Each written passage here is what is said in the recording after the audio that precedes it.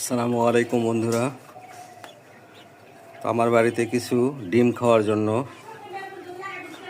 কোয়েল পাখির বাচ্চা 20 দিনের বাচ্চা কিনেছিলাম, কিন্তু 2 দিন পর এই কোয়েল পাখির বাচ্চার মলগুলোর এত গন্ধ এবং প্রচুর পরিমাণে খায়। এই গন্ধর কারণে আমার বাড়িতে সবাই অতিষ্ঠ হয়ে পড়ছে এই 7টা পাখির জন্য।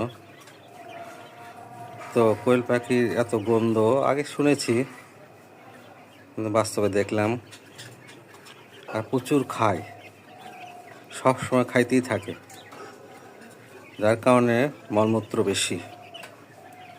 বাচ্চাগুলো আরও 20-25 দিন পর ডিম পারবে, কিন্তু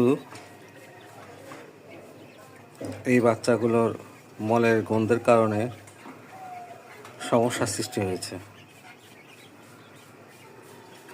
যারা অনেকগুলো কোয়েল পাখি পালে তারা কিভাবে থাকে আমি জানি না।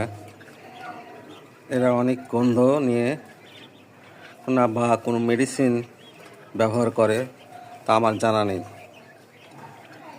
মাত্র 7টা কোয়েল পাখির এই অবস্থা, তাহলে বড় বড় ফার্মগুলোতে আরও মনে হয় প্রচুর পরিমাণ গন্ধ হয়। যা হোক, ডিম এবং মাংসের জন্য কোয়েল পাখি খুবই পুষ্টিকর। তো আমরা ছাদের উপরে কিংবা খোলা জায়গায় এগুলো পালতে পারি। তো সবাইকে ধন্যবাদ।